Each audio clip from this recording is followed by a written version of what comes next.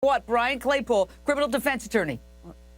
Well, Jane, since when does trespassing result in a quadruple murderer? There really is no past history here that supports the proposition that Matt Matos is a mass murderer. A simple assault is not going to do it. Trespassing is not going to do it. And again, before we jump to a conclusion here, let's back up, take a deep breath, and show me where there is physical or forensic evidence that links this guy to the 4 murders. Hey, Jane, why hasn't he been arrested yet if this is a slam dunk?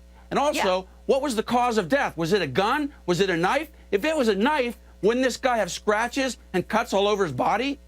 Well, let me tell you, but Brian, Facebook why do you is think... echoing. Go ahead. But Chris is saying if it's so simple, why can't police prove it? Why hasn't he been arrested on the 4 murders? Simone Bien, Bingo. go ahead. I was just going to say, the reason the police haven't given us information on how these 4 innocent people died is they are trying to get evidence, and they have got Adam Matters where they want him, behind bars. Interesting that Brian said, talking about, oh, let's all take a deep breath here. Yeah, let's take a deep breath like Adam Matters did in his police interview at the time when he said, oh, you know, all the fingers are pointing to me. Do you know what the body language of a deep breath like that is? It means anger and fear. And he is angry that people are basically, I think, seeing through him. Okay, Lonnie Coombs. Go ahead. Simone, maybe the police department should take a deep breath here and not be irresponsible and say the only suspect is Matos. Shouldn't there be another suspect as well, an alleged stalker, where there was a documented report of a stalker threatening Megan Brown? Well, so that's irresponsible. Well, in fact, we have information on that. Adam says he didn't kill his ex-girlfriend, her new boyfriend, and his ex's mom and dad. He instead points the finger at somebody else, this alleged stalker. Wow. So Brian Claypool, criminal defense attorney, could that help him? By the time they get to the bodies, they're so badly decomposed, they can't even tell how they died, whether they were shot or stabbed or whatever, until this autopsy comes out. Yes, Jane, it could help him because, for example, when did these murders take place? We know he left. He last saw, I think, Megan on, August 28th? What if you can't conclusively determine that these 4 folks were killed on August 28th or shortly thereafter? He's gone, so how can you pin the murder on him? And then if there's decomposition with the bodies, then you get into the mechanism of death. What if the medical examiner can't determine that? Then it's going to be hard to link him to the murders. But more importantly, I don't really buy the argument by the medical examiner that we don't have the autopsy done. I mean, autopsies are completed very quickly, Jane, and I don't see toxicology results being a real important factor here on the 4 victims. So the medical examiner knows how these folks were killed. Why aren't they telling us? Lonnie, you're a former prosecutor. Could they be Brian Claypool, criminal defense attorney? The parallels are eerie, not just the fact that they're both good looking and they like to give on-camera interviews and they speak with a lot of assurance, even though they're in deep doo-doo. They both work at restaurants. That's another thing. It's really weird. Wow. I mean, it's just quite a bizarre parallel. Well, we know one thing, Jane, that Simone likes men with beards because she called this guy gorgeous, so we know that.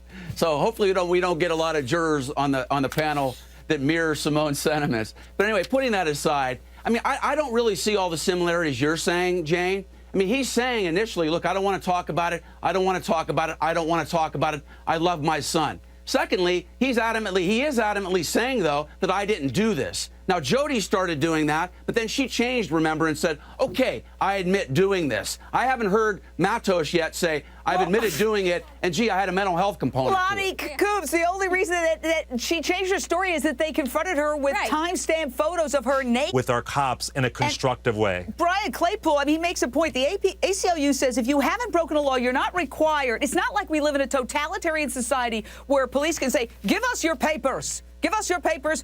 You know, why did they handle that way? Why didn't they say, hey, you know, somebody's complaining about you. No, just give me an idea of what you were doing, or in a way that might have given him the opportunity to tell his side of the story. Well, Jane, I have a different view of the impact of 9/11, and it's ironic that we're talking about this story on 9/11. And here's why. We live in a different country now. We live in a different culture of violence and potential for mass terror. And there are people in our society, in our own United States, who could be participants in carrying out mass terror. So you're with that agreeing? said, You think this guy could be a terrorist? He's sitting in a public. I worked. Jane, let me finish. Okay, I worked in Minneapolis for 2 years. Do you know how cold it gets in the winter? You cannot wait outside. It was -8 degrees that day, the day that he was stopped. He could not wait for his kids outside. Go ahead. Let me get to the heart of it. Let me get to the heart of this, though. I have a unique perspective on this because over the past decade, I have represented families in over 12 cases where young men like this have either been seriously injured or killed by law enforcement, Jane. And I will tell you flat out that one common thread that occurred in all those cases was the victim did not comply with the police officer's command. And that's what led to all those 12 cases that I was on. And here in this instance, I respectfully disagree with Clay. Jane, all he had to do here was tell that female officer, who, by the way, I thought was very polite. She just came up to him and said, hey, look, we have a problem. Tell me about what happened. Tell me your name. He was polite as well. Clay, you respond. Chris was polite as well, Brian. And Brian, last time we were on air together, you said the same thing. Times are different. Times are different. We are safer than we've ever been, Brian. Every stat tells us that we are safer than we've ever been. To the idea that because times are different, it's post 9/11, that we need more aggressive police activity, it's wrong. We need more community policing. And you, as a civil rights attorney, I am just mortified that you continue to try and downplay race when it comes to racial profiling. Are we lying? But here's the thing. Here's the thing. Lonnie Klumes, I have to say this. Why didn't the police investigate the validity of the complaint? He's sitting in a public skywalk. Again, it's probably 8 degrees below zero. That was the low that day. He can't wait outside for his kids. He's sitting in what amounts to a sidewalk indoors. They say, you have no right to be here, leave. But he does have a right to be there. So why didn't the cops check that out before they go up to him and say, what's your name? Yes, I agree with you 100%, Jane. Look, he was right. He was sitting in a public place. The fact that the security guard didn't want him there and was saying it was a private place. The police officers, it was a very simple question. Go find out if it's a public place or a private place. This guy was not running away. He said where he was going. He was very polite. And I do agree that the female officer seemed to be somewhat cooperating. She wasn't asking the right questions, but she was following him along and trying to get more information. I do think this was way over response by the officers, especially when the male officer, the bigger one, just came up and before the first thing he says is stop and put your hands behind your back. I mean, why? I would respond the same way. Why? What did I do? But I will say this. I cannot say at this point with just this information that it was based solely on his race. I don't think you can. I heard that.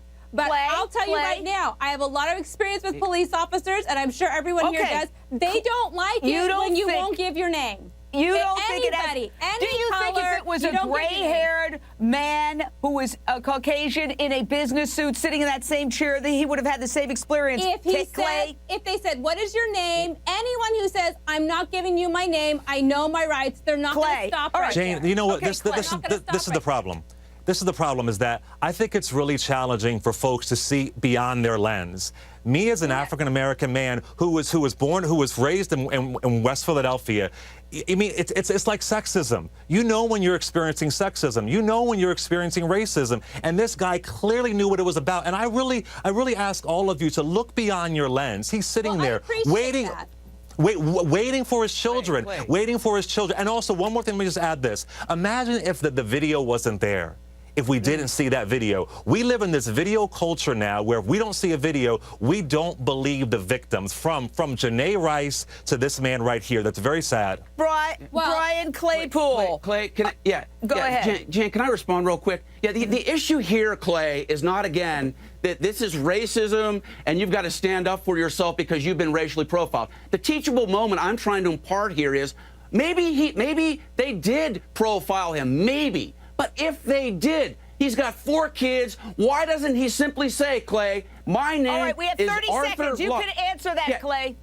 He complied. What else do you have to do to not get harassed, bullied, and tased by the police in front of your children? This is very sad. It's very disturbing. And on 9/11, it hurts my heart that we have so many challenges in this country. I will call the officer an effing a-hole. He called the officer an effing a-hole on the video, Jane. After he was thrown to the ground and he was tased. He was tased in front of his. Do you hear his children crying? Brian, we unfortunately have to leave it right there. We could talk about this for hours. We're going to stay on top of this and bring you more reaction, more than 1 million views. Stay